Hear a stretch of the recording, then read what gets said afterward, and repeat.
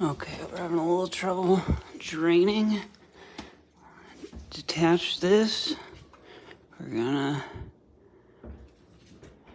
start and close it for a second.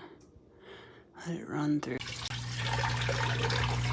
And don't want too much to run through, but maybe get that gunk out.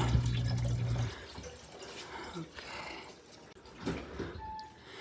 And the drain is clear.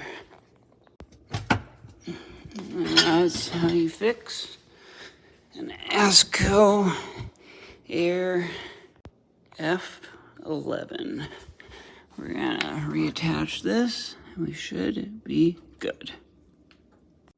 Want that tightened down all the way and screw it nice and tight so it doesn't move. And